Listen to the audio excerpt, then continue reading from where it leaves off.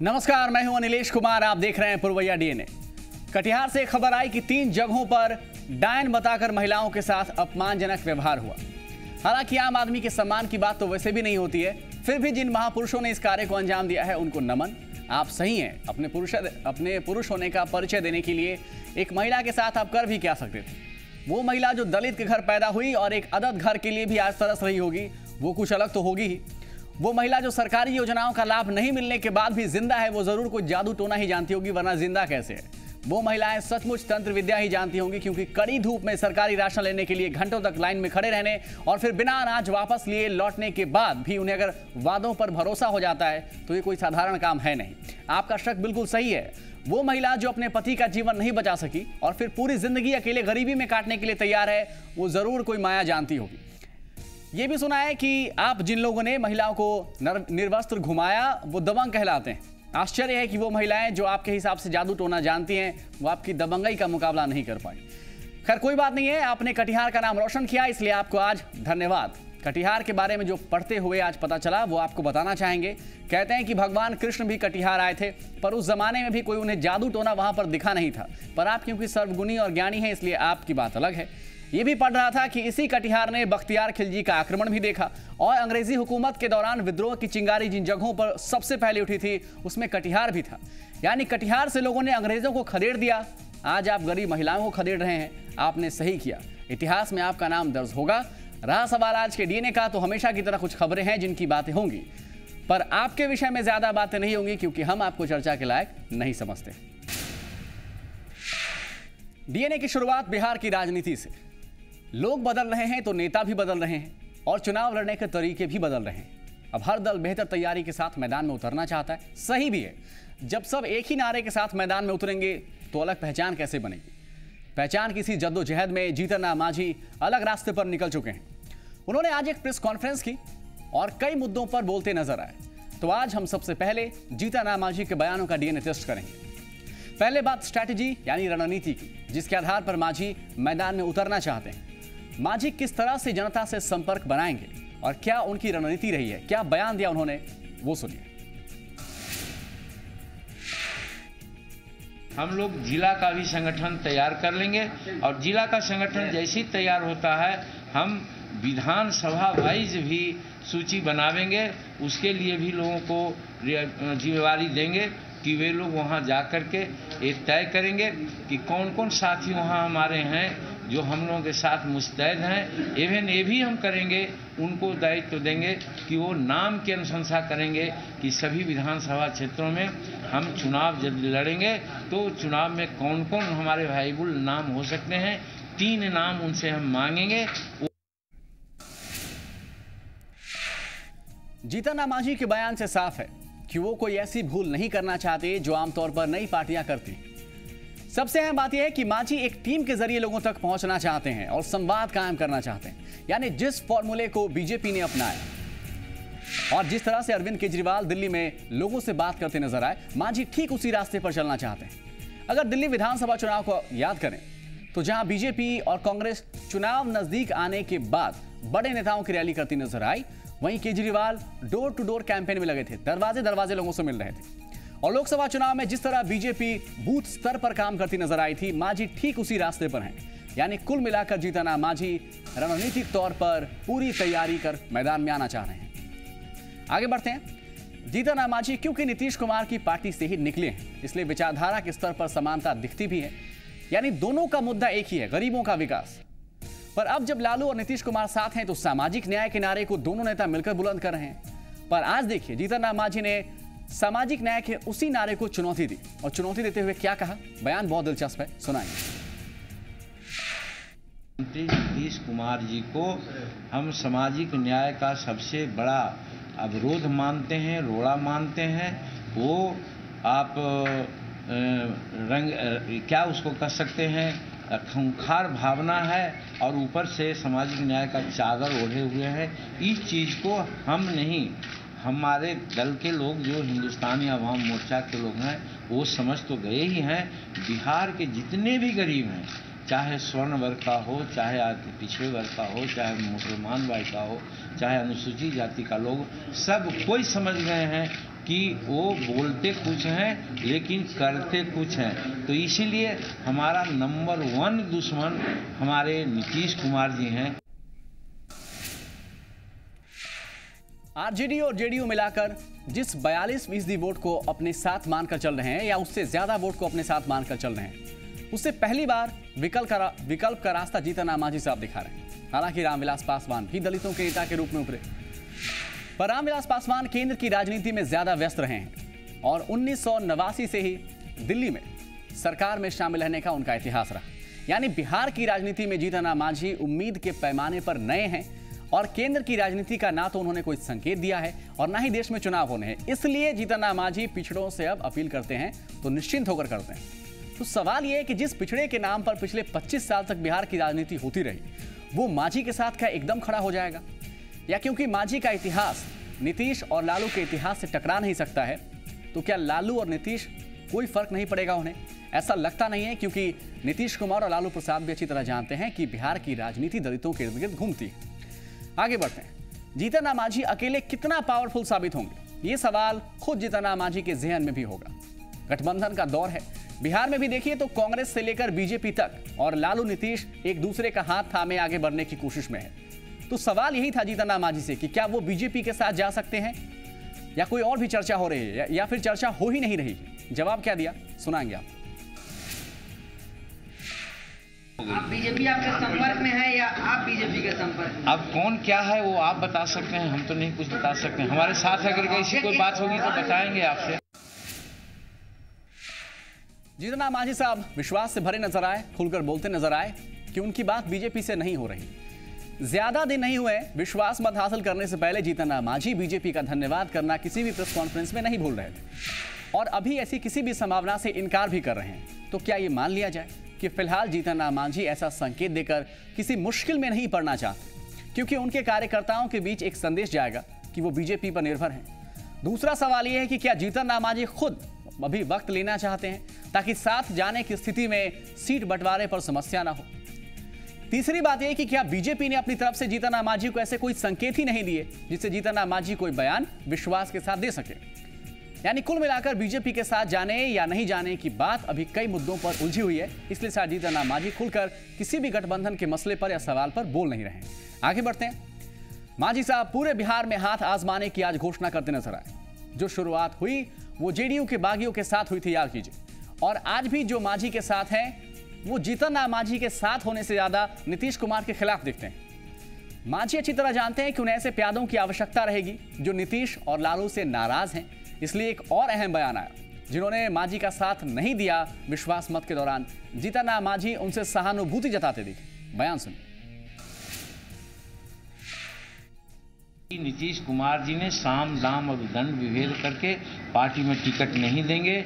विधायकों को उन्होंने मारने पीटने और भयक्रांत करने का भी उन्होंने काम किया, पैसा का भी लोभ दिया, जिसके कारण हमारे जो दलित वर्ग के लोग हैं हमारे साथ नहीं हुए। लेकिन इन सब का प्रभाव, इन सब बातों का प्रभाव हमारे साथ जितने भी विधायक रह रहे हैं, चाहे एमएलसी रह रहे हैं, उन लोगों पर नहीं पड़ा और आज हमारे साथ कंधे से कंधे मिलाकर चल रहे हैं। एक सवाल है कि जो मांझी के साथ नहीं आए उनसे नाराज होने की जगह जीतन राम मांझी हमदर्दी दिखा रहे हैं। सवाल है क्यों? दरअसल जीतन राम मांझी एक कुशल राजनीतिक खिलाड़ी की तरह दांव चल रहे हैं। वो जानते हैं कि विलय के बाद बहुत ऐसे नाम हैं जो इस रास्ते पर चलने को तैयार नहीं हैं और जो अब तक किसी भी वजह से चुप बैठे हैं, वो चुनाव से पहले विरोध का बिगुल फूंक सकते हैं।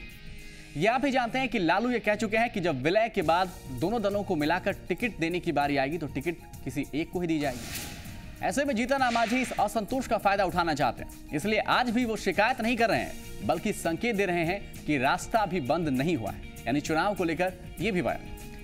आगे बढ़ते हैं। इसी रास्ते के सहारे मांझी मंजिल तक पहुंचना चाह रहे हैं और इसी रास्ते में कई और मुसाफिर हैं जो जीतन राम मांझी के साथ चल भी सकते हैं, जैसे पप्पू यादव साहब। पप्पू यादव जैसा चाहते थे एकदम वैसा ही हुआ। उन्हें पार्टी ने बाहर का रास्ता दिखा दिया। मांझी से जब सवाल हुआ पप्पू यादव को लेकर तो उनका जवाब वही आया जिसकी उम्मीद भी थी। देखिए। यदि पप्पू यादव समझेंगे कि जीतन मांझी का जो अवामी हिंदुस्तान अवामी मोर्चा है वो ठीक है, नीतियों के आलोक में, गरीबों के भलाई के आलोक में, और हमको साथ देना चाहेंगे, हमारे साथ आना चाहेंगे, तो हम जरूर सोचेंगे। और हम तो यहाँ तक कह दिया है कि हम स्वागत करेंगे। पप्पू यादव इसलिए इंपॉर्टेंट नहीं है कि वो बागी, बल्कि इसलिए इंपॉर्टेंट है कि वो मोदी लहर में भी जीतने में कामयाब हो गए। एक ऐसी परिस्थिति में जहां लालू प्रसाद यादव चाहकर भी अपनों को जीत दिलाने में कामयाब नहीं हुए और नीतीश कुमार को झटके लगातार लगे, वहां पप्पू यादव भी जीते और उनकी पत्नी भी जीत दर्ज करने में कामयाब हुए। इसलिए पप्पू यादव को भी लगता है कि उनका अपना वजूद है। दरअसल पप्पू यादव और मांझी दोनों की स्थिति एक जैसी है। पप्पू यादव आरजेडी पर दावा ठोकने की बात कर रहे हैं, तो जीतन राम मांझी असली जेडीयू होने का राग अलाप रहे हैं। यानी मांझी पप्पू यादव के बहाने आरजेडी के वोटर्स के बीच भी अपनी संभावना तलाशने की कोशिश है, इसलिए अपील का सिलसिला जारी।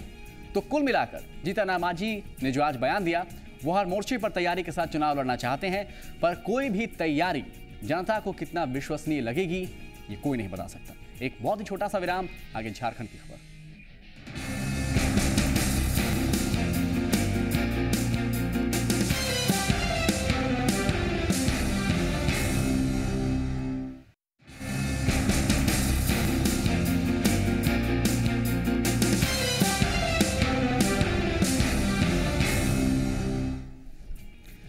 झारखंड के लोग इन दिनों दोहरी मार झेल रहे हैं। एक तो मौसम का पड़ता जो चढ़ता पारा है उन्हें बेहाल कर दे रहा है, वहीं दूसरी ओर देखिए बिजली और पानी की आपूर्ति समय से नहीं हो पा रही है। रांची में इस समय औसत 12 से 14 घंटे बिजली रह रही है, पानी की सप्लाई भी समय पर नहीं हो पा रही है, जिस कारण लोग लगातार परेशान हैं। तस्वीरें रांची की आपको दिखा रहे हैं। रांची के पॉश माने जाने वाले मेन रोड की तस्वीर आप देख रहे हैं। लोग पिछले 2 महीने से बिजली और पानी की अनियमित सप्लाई से लगातार हलकान है। बिजली नहीं रहने से गर्मी में इन्हें परेशानियों का सामना करना पड़ रहा है। रही सही कसर पानी की सप्लाई निकाल रही। लोगों को समय पर पानी नहीं मिल रहा, जिसकी वजह से लोग भी परेशान हैं।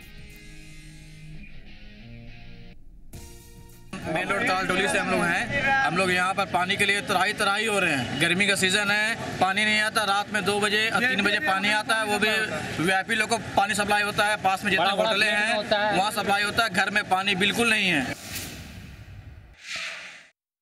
नली जाम रहता है, बिजली नहीं मिल रहा है, तो क्या करें? खाली वोट दे? बताइए, आप वोट खाली दे? घर में आती है, 4 मिनट बाद जीती है, आज तक आई नहीं झांकने के लिए कि मर रहे हो कि जी रहे हो। देखा आपने, आम आदमी सरकार और सिस्टम से नाराज है। वो सड़क पर उतर रहा है, प्रदर्शन कर रहा है, लेकिन सरकार के नुमाइंदे राज्य में बिजली की कमी की बात को खुलकर मानने को तैयार नहीं है। झारखंड बिजली वितरण निगम लिमिटेड के एमडी राहुल पुरवार का मानना है कि संथाल और पलामू को छोड़कर बाकी सभी जगहों पर बिजली की स्थिति ठीक है। झारखंड को 22,000 मेगावाट बिजली की आवश्यकता है, जिसमें से 19,000 मेगावाट बिजली की सप्लाई हो रही है। रांची में थोड़ी सी तकनीकी समस्या है, जिसे जल्द ही दूर कर लिया जाएगा। बयान क्या आया है सुनाएंगे आपको। टोटल 2200 मेगावाट की रिक्वायरमेंट है पूरे रांची पूरे झारखंड में। हम लोग 1900 मेगावाट पावर ले रहे हैं। जो 300 मेगावाट पावर नहीं ले पा रहे हैं वो इस वजह से नहीं ले पा रहे हैं कि हमारे पास में पावर नहीं है, बल्कि ये रीज़न है कि हमारे पास में इंफ्रास्ट्रक्चर कंस्ट्रेंट्स हैं। उसमें ख़ास तौर से 300 मेगावाट में करीब 175 मेगावाट की शॉर्टफॉल हमारे संथालपुरा रीजन में है और करीब 100 मेगावाट की शॉर्टफॉल हमारी डाल्टनगंज गढ़वा डिवीज़न में हमारे पास। एक गलती सुधार करना चाहेंगे, 22,000 नहीं 2200 की आवश्यकता है। खैर आगे बढ़ते हुए अधिकारी साहब का बयान सुन रहे थे आप, लेकिन स्थिति क्या है जरा इस पर भी नजर डाल लेते हैं।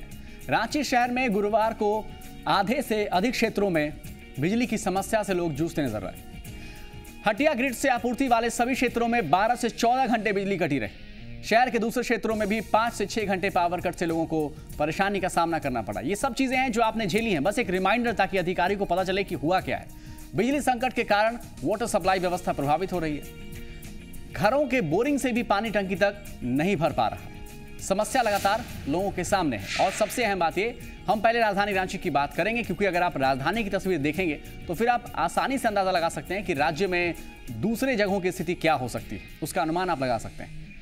गुरुवार को रांची के हटिया, धुरवा, अशोकनगर में 12 से 14 घंटे, हरमू में 10 घंटे से अधिक, मोरहाबादी क्षेत्र में 10 से 12 घंटे, लालपुर क्षेत्र में 4 से 5 घंटे बिजली कटी रही। उम्मीद है कि अधिकारियों तक ये बात पहुंची होगी। बिजली कट की वजह से रातू रोड, इंद्रपुरी, आर्यपुरी, शिवपुरी, मेट्रो गली, मधुकम और रातू रोड दक्षिण इलाके में जलापूर्ति व्यवस्था पूरी तरह से प्रभावित रही। हटिया से आपूर्ति वाले धुरवा, बिरसा चौक, शुक्ला कॉलोनी, डोरंडा, हिनू, ये तमाम इलाके हैं जहां पर जलापूर्ति की व्यवस्था पूरी तरह से चकरा गई और लोगों के सामने सिवाय इसके कोई रास्ता नहीं बचा कि वो सड़क पर उतरे, प्रदर्शन करें। झारखंड में गर्मी में ऐसी स्थिति क्यों हो जाती है? जब हमने इसकी पड़ताल की तो जो पता चला वो और भी चौंकाने वाला। बिजली व्यवस्था में सुधार को लेकर जिम्मेवार जो अधिकारी होते हैं वो राज्य से बाहर हैं। झारखंड के ऊर्जा सचिव और ऊर्जा विकास निगम के अध्यक्ष SKG रहाटे निजी वजहों से सोमवार से छुट्टी पर है। वो रविवार तक वापस रांची लौटेंगे, लेकिन तब तक राज्य की जनता समस्या में है, इस पर जवाब देने वाला भी कोई नहीं है। जबकि देखिए, झारखंड संचरण निगम के MD सुनील कुमार प्रभार लेने के बाद से ही लगातार राज्य से बाहर हैं। उन्हें मिड कैरियर ट्रेनिंग पर भेजा गया है। राज्य सरकार ने लाल बहादुर शास्त्री प्रशासनिक प्रशासन प्रशिक्षण संस्थान से, जो संस्थान मतलब जहां की ट्रेनिंग हो रही है, इनके ट्रेनिंग को फिलहाल टालने का अनुरोध किया था क्योंकि समस्या राज्य में है। इसे मानने से इनकार कर दिया गया। अब वो 2 महीने के बाद वापस लौटेंगे। इन सब के बीच आप यानी झारखंड की जनता परेशान है। जवाब कौन देगा? किसी के पास नहीं है। उनके राज्य से बाहर रहने के कारण झारखंड में संचरण नेटवर्क को सुधारने को लेकर चल रहे कार्यों की ठीक से मॉनिटरिंग नहीं हो पा रही है। इस पर जवाब किसी के पास नहीं है। और झारखंड में संचरण लाइन बिजली संकट की सबसे बड़ी वजह है, ये सरकार भी जानती है और हम भी जानते हैं। बिजली की अनियमित आपूर्ति के पीछे एक बड़ी वजह यह भी है कि यहां बिजली की स्थिति में सुधार की गति बहुत ही स्लो है। ट्रिपिंग की समस्या लगातार बरकरार है। 10 जिलों में औसतन 88 बार ट्रिपिंग होती है।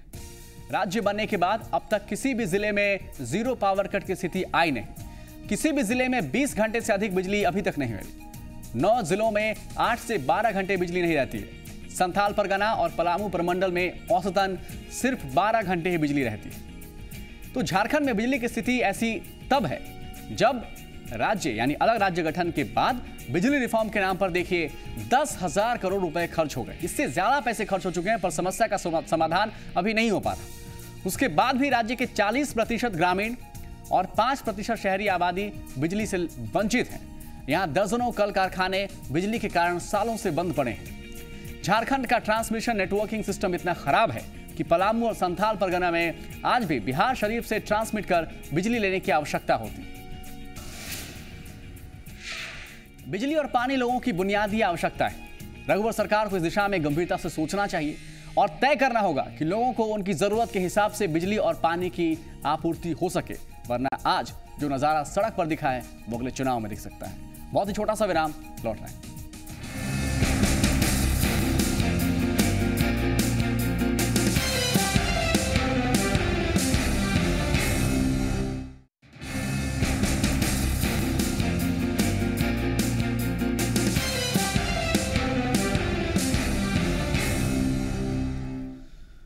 अंधविश्वास में किस तरीके से लोग जकड़े हुए हैं, एक रिपोर्ट दिखाएंगे।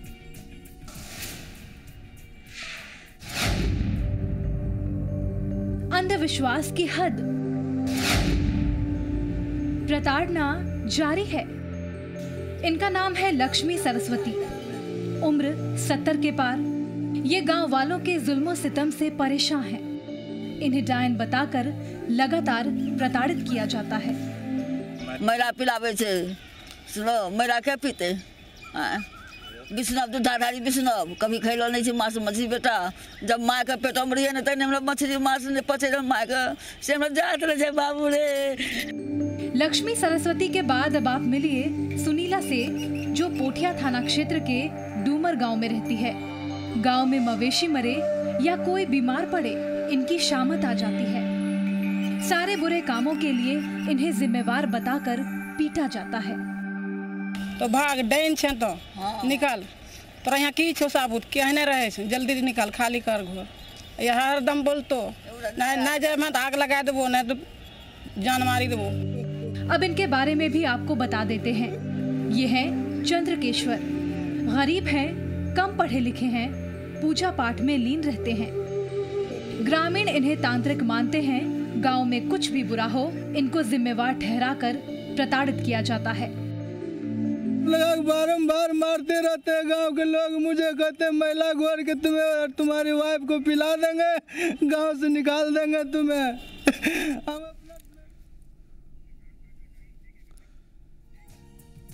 रोती हुई तस्वीर ऐसी और है जो हम आपको दिखा सकते हैं। सवाल है कि बदलेगा क्या समाज बदलेगा? उम्मीद आज डीएनए में यही कि समाज बदलेगा और ऐसे लोगों के साथ इंसाफ होगा। आज दिन देखने के लिए बहुत बहुत शुक्रिया।